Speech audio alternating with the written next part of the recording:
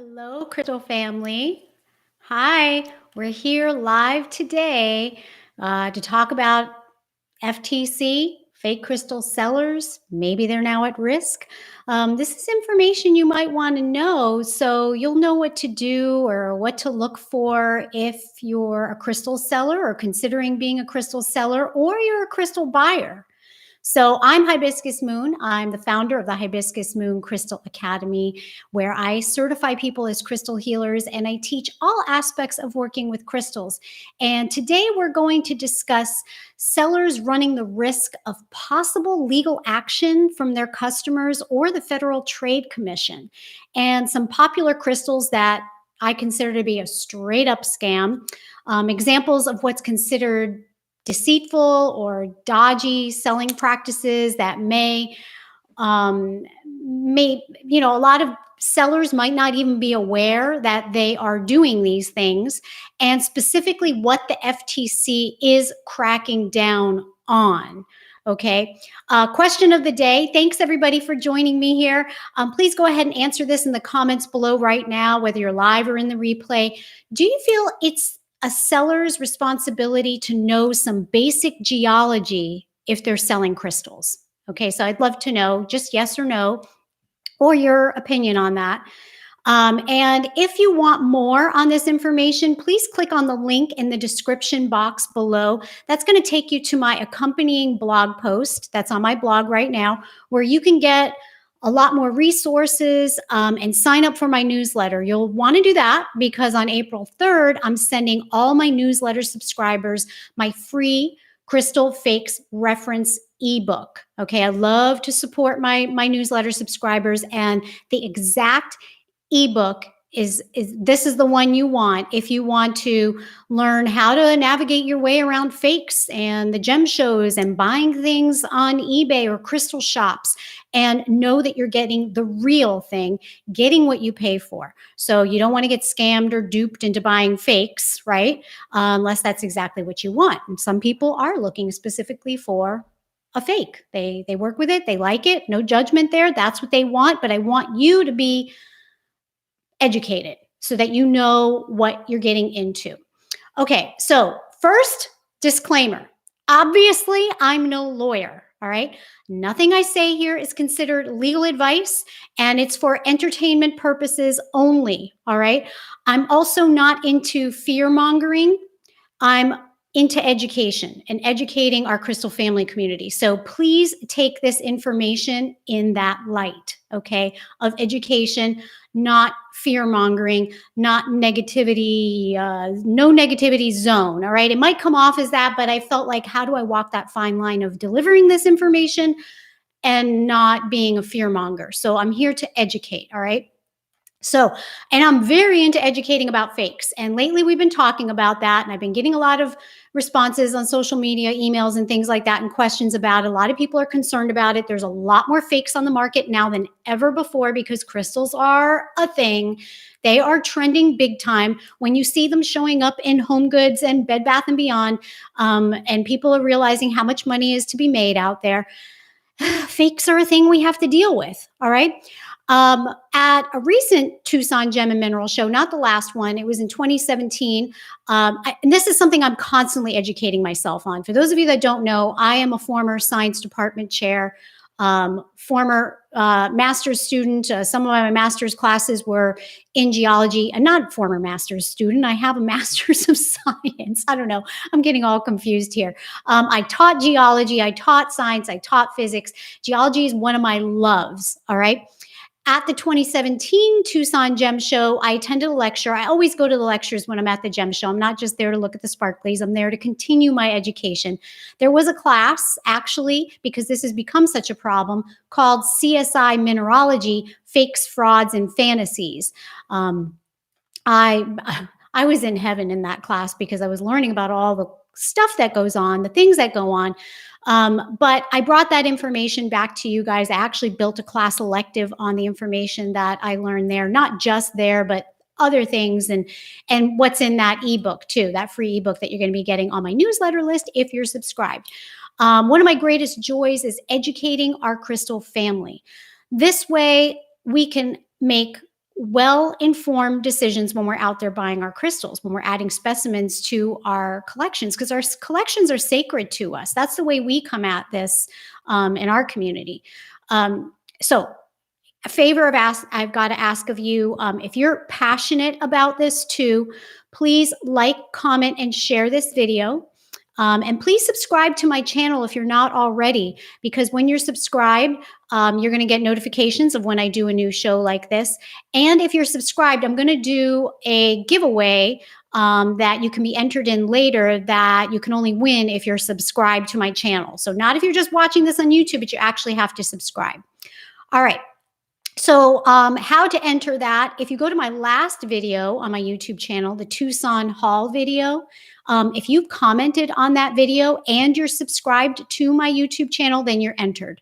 All right. So the Tucson haul video, if you haven't already commented, run over there and comment. That automatically enters you if you're subscribed, and then you're good to go. And what I'm going to be giving away is one of my Crystal Savvy class electives, that class that I talked to you about before. I'm going to be giving one of those away.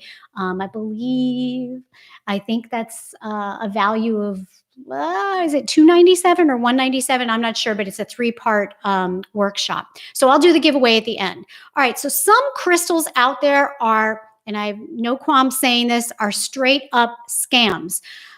There are more crystal fakes out there than ever before. We talked about that. So some people are just straight up scamming people. So what do I classify as crystal scams? And this is not the only ones. There are many others, but things like large glass cut and polished quartz points, these really large ones, but they're glass. They're just glass. Lab-grown green and yellow quartz clusters. Fake moldavite. Unfortunately, there's a lot of fake moldavite out there. Andara crystals. I'm going to put that to quotes. All right. Straight up scam. Rainbow calsilica.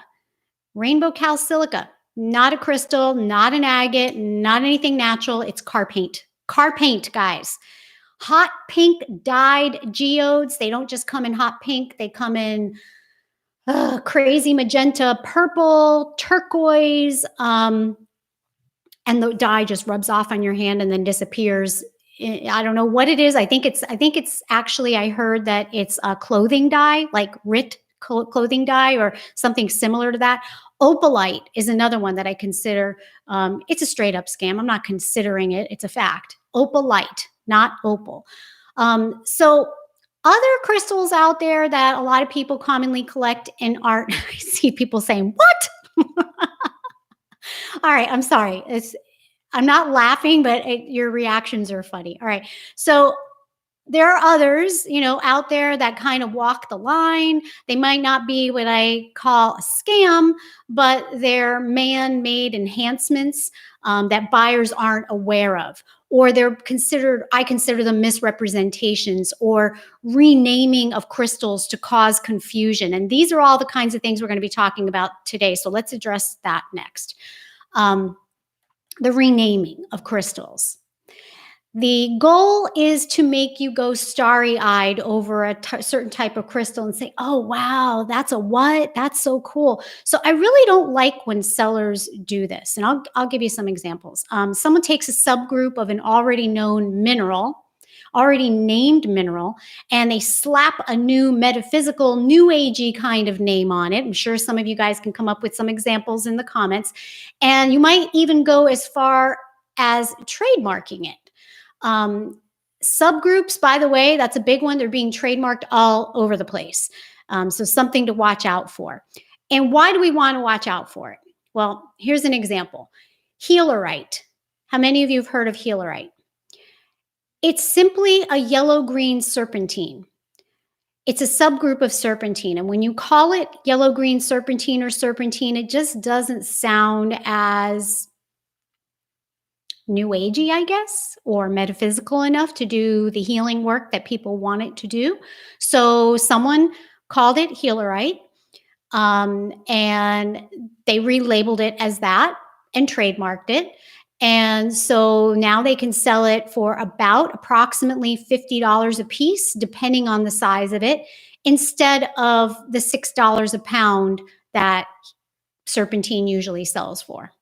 Okay, so how do you feel about that? How about green amethyst? Have you heard of green amethyst? All right, there's a lot of different, like, what is it? Not really sure. People call this light one green amethyst. People call these lab created ones green amethyst. There's actual authentic green amethyst. Sounds intriguing, right? But the FTC specifically listed this name as an example of being deceitful or misleading. Okay. And this is quote from an FTC document that I actually linked in that blog post that I've got in the description box below if you want to see that. This is their quote. Use of the term yellow emerald to describe a golden beryl or heliodor, and the use of the term green amethyst to describe prasiolite, unquote. All right. So they were saying that these things are considered deceitful or misleading naming because, yeah, green amethyst is prasiolite. If you look in some books, like the Book of Stones, they list it as prasiolite, but some people like calling it green amethyst because it sells for more.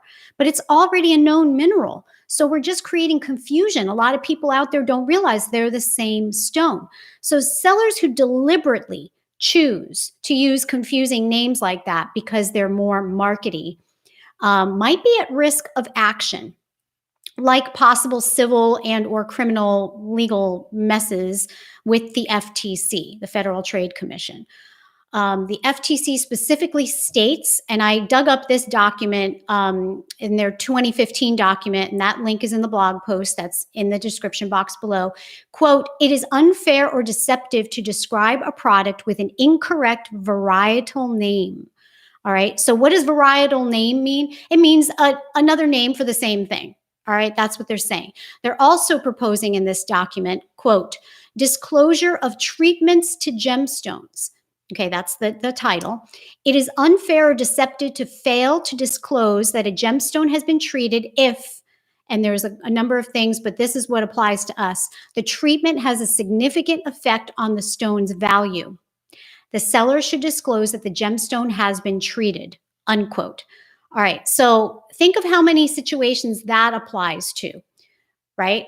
If they're not telling you it's been treated, like last week we were talking about the citrines, the baked amethyst.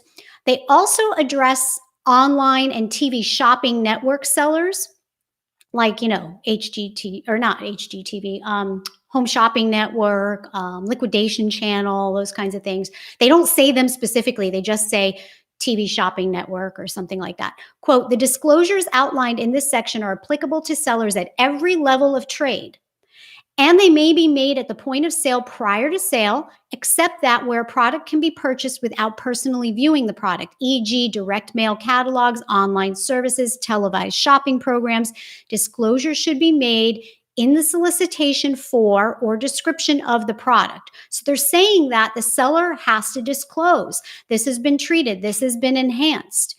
Now, what do you do if you're purchasing from someone outside the US? You're like, okay, FTC, great, that covers people in the US.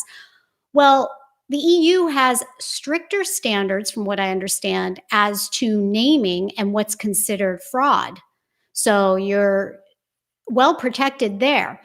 However, if you're purchasing, say, from eBay, from another country, all bets are kind of off. There's really nobody to protect you there. So you really have to do your homework. Okay. Now, there are other places that discuss this kind of stuff. Like one of the newsletters I follow is IIJA. I don't remember exactly what that stands for, but they talk more about like the jewelry industry kind of stuff. They take kind of a negative bent on things, and things get really scary over there. I mean, if you think about it, precious gems and jewels and the money that's at stake, it gets pretty nutty.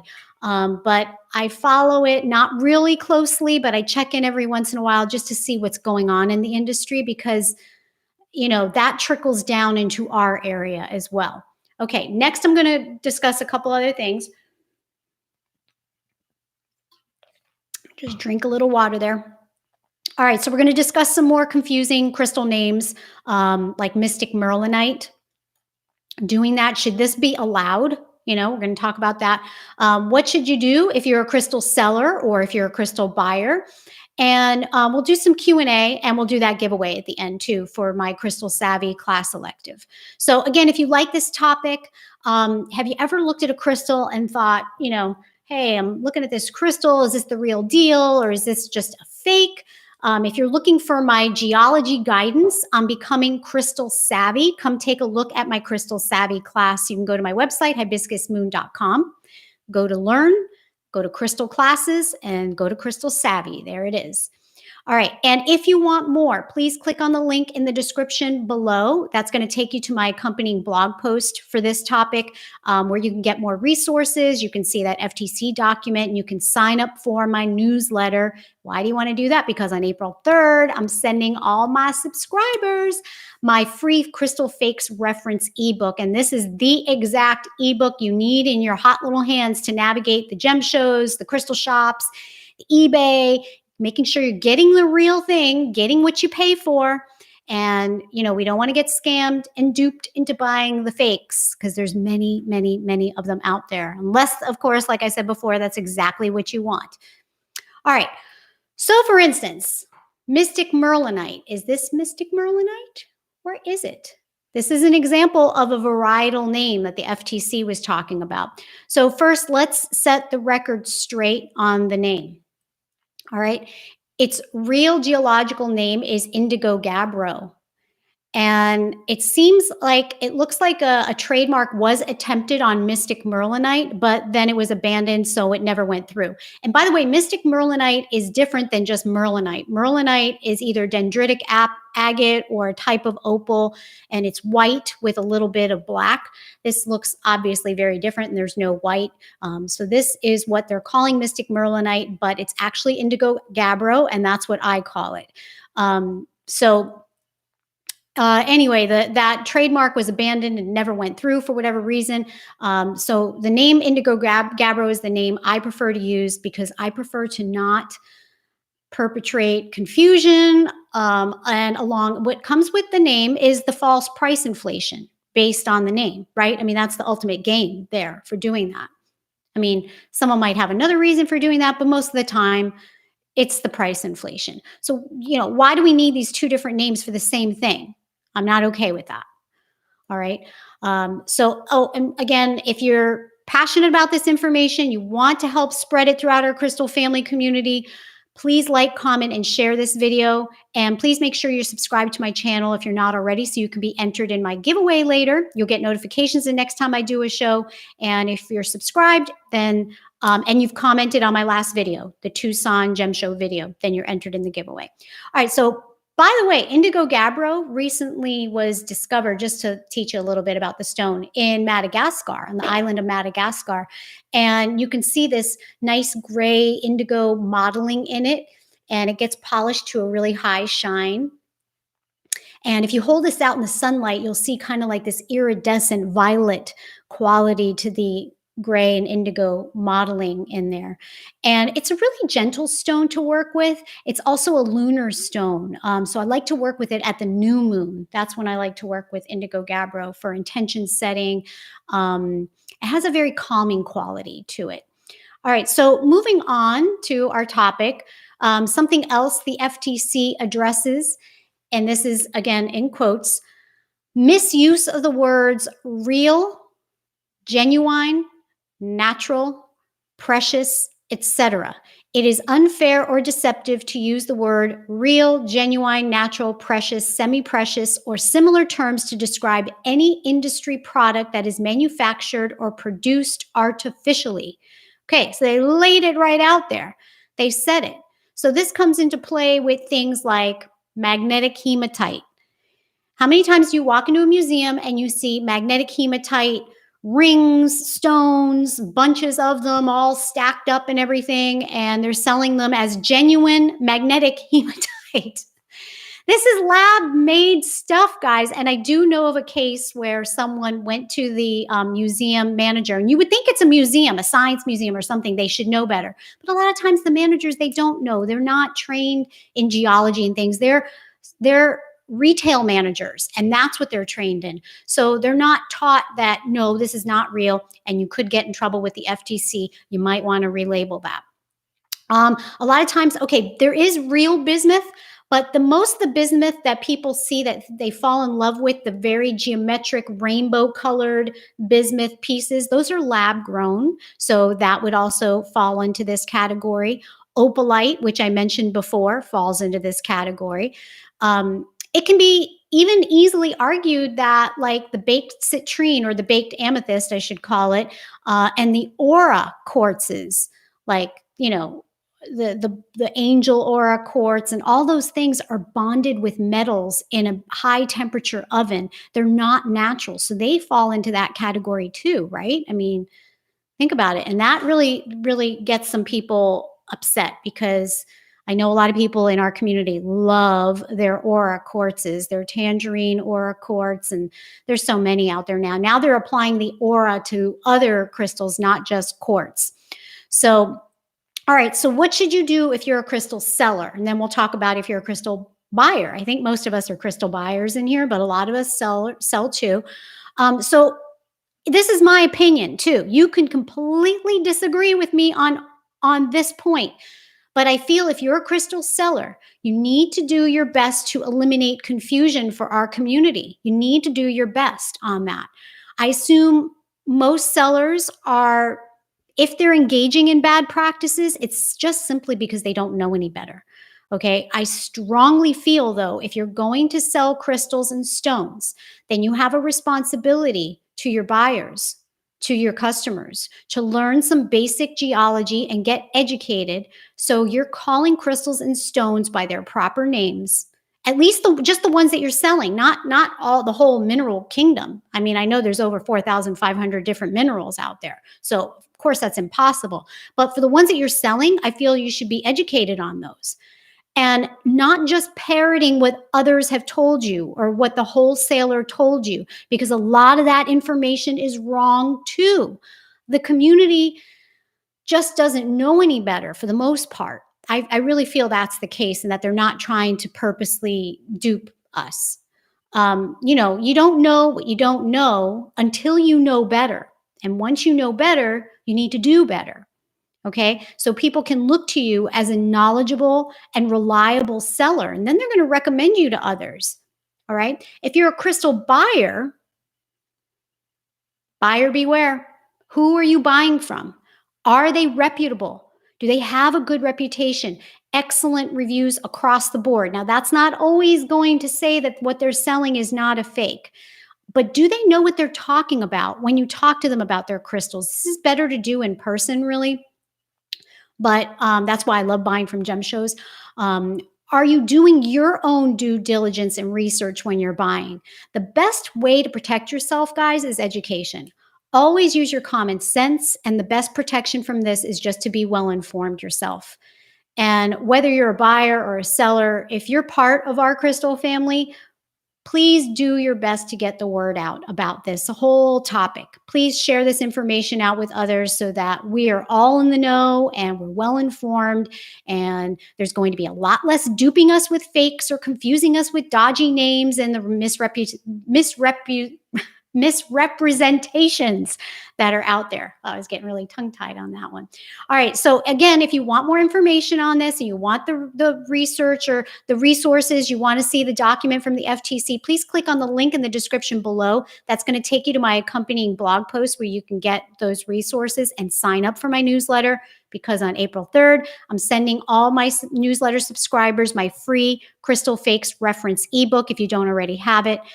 This is, if you a lot of you might already have it, but it's the exact ebook you need to navigate yourself through buying the crystals, the crystal shops, eBay, gem shows. Get the real thing. Get what you're paying for, or what you think you're paying for. We don't want to get scammed, all right? Unless you want a fake, and that's exactly what you're out there for. And again, if you like this topic and you really want my geology guidance on discerning your way through the fakes, learning how to do the mineralogy testing and all of that, I have a 3-part workshop, and it's called Crystal Savvy. It's class elective. Just go to my website, hibiscusmoon.com, go to learn, crystal classes, look for Crystal Savvy. All right, we're going to do that contest now, and then we'll do Q&A. How's that sound? All right, I see some cool stuff flying by in the comments here that I can't wait to talk to you about. All right, so to enter the contest, you need to be subscribed to my YouTube channel. You need to have commented on my last video, which was the Tucson Gem Haul, Tucson Crystal Haul, I think is what I called it. All right, so let's see. I'm using a random comment picker.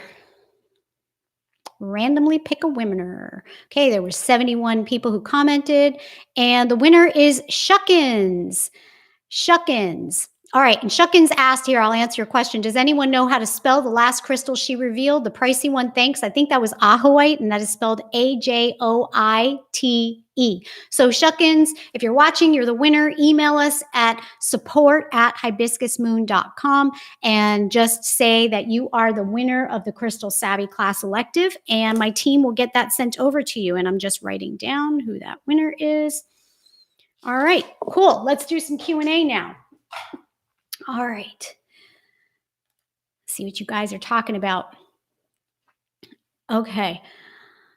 I got scammed. Hey Blaze, on Amazon where it said 24 pieces of smoky quartz wholesale, and when I got it, I actually believed it, but then I realized it was just a bunch of limestone, and they sold it as smoky quartz.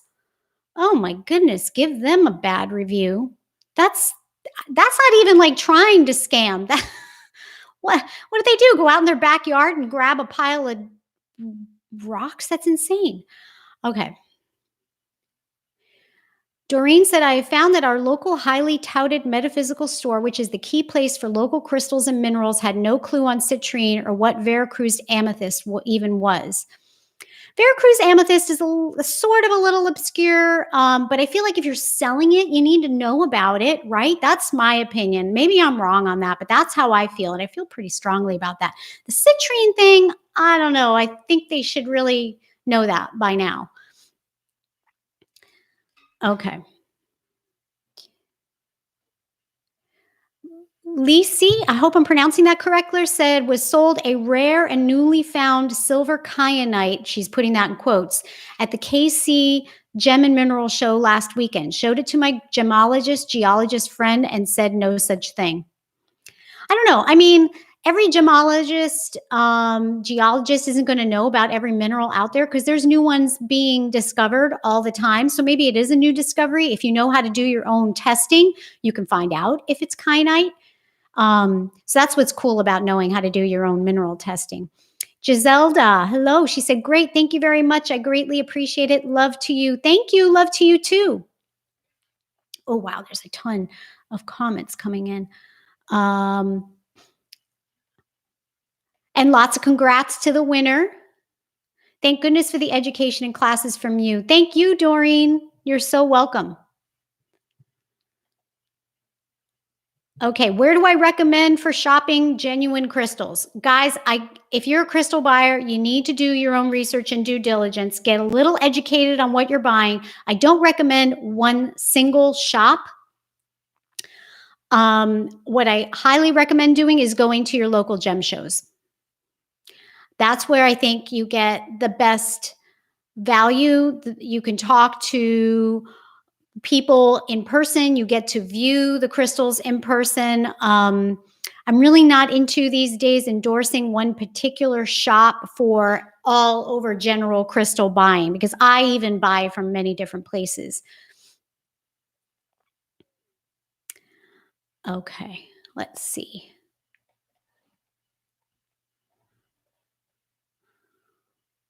A lot of comments. Barry said, is there a lot of fakes out there because I'm new to all this and I've gone crystal mad? Yeah, unfortunately there are. And that's why this is a topic that we're having to talk about, unfortunately, often. But I feel like if we just educate ourselves and stay in the know, we can be protected against this kind of thing. Belinda said, totally agree. Be better once you know. Yeah, that's it. I mean, hey, I'm not selling crystals now. I used to sell crystals. That's how I started. I started an Etsy shop in 2009. And I made a few blunders, not a lot, but a couple, where I was taking the word of the wholesaler for what something was.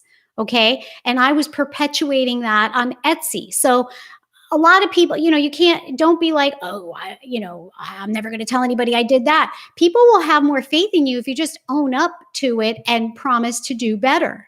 Then, you become more trustworthy in people's eyes. You are not in people's eyes, but you are more trustworthy. Yeah, it is becoming more and more common, sadly. Pink Panda said, I've found that it's good to be wary when a crystal is amazing and yet so cheap. Almost completely clear quartz generator point for $5, red flag. Yeah, well, and another thing is it really a generator? Because you know what? A generator is only really a generator if it's natural, not cut and polished, and all 6 facets at the top meet at the apex. A lot of times a crystal facet won't make it all the way up to the apex. That's very common. But when they rarely do, that's a generator. And if it was totally clear and totally natural, that wouldn't be $5. No. Hi, Raja from India. Hey, Rebecca. I have a small tumble of blue goldstone, but I bought it knowing it's man-made. Just thought it was pretty. Haha. And thankfully the seller advertised it as man-made. So that's good. Woo! We love your seller. Who was your seller, Rebecca? Hey, Debbie. Use your intuition as well. If it doesn't feel right, it's not right. Very good. Debbie knows. Okay, Betty Boohoo Boo said, I've seen people sell purple alunite as natural crystals. This is a new one I've not heard of. I'll need to research what that one is all about. A lot of people educating other people in here. Thank you. Okay, that's a question. I'm not really being able to read that one. I think there were some typos in there. Please do a video on that pink alunite too. Fake. I'm going to write this down. Purple and pink alunite. Okay, I'll look into it. You are so welcome, Amber Visions. Samantha said, I love this info. I recently did a workshop teaching others about crystal fakes, also a passion of mine to expand this awareness. Thank you, Samantha. Thank you. Hey, Jonathan. Blue sapphires are representing in here again today. Rebecca, I have an aura quartz too. Now, a lot of people do, and they don't realize, and people might not be telling them, but even if they know that it's man altered or lab altered, whatever you want to call it, some people enjoy working with them still. And like I said, if it's working for you, keep on trucking. Don't let me tell you not to. No judgment there. I just want you to be aware and know, okay, that it's not Mama Earth made. Amy said, you mentioned color rubbing off. I got a purpurite and it turned my hand purple. Is that due to dye process? Yeah, if it's in a real mineral, the color will not come off on your hand. That won't happen. All right, guys, 2 more questions. Debbie, thank you. I highly recommend Hibiscus Moon courses, all of them. Debbie's an OG. She's been around a while, and we met up in Tucson too recently. Thank you so much, Debbie. Jacob asked a great question. Have you ever used gemstone powder to grow plants? I have worked with gemstone powder. I actually have powders in my meditation cushion, diamond and lepidolite. I've used gemstones or crystals in general to help grow plants, but I have not used the gemstone powders in the plants. But I would think that it would work wonderfully well. Have you done that, Jacob? And how's it gone? I would assume that it works really, really well because I know, and I have proof on my YouTube channel, that crystals do help plants to grow exceptionally well. Okay, one more question. I'm looking for a question here.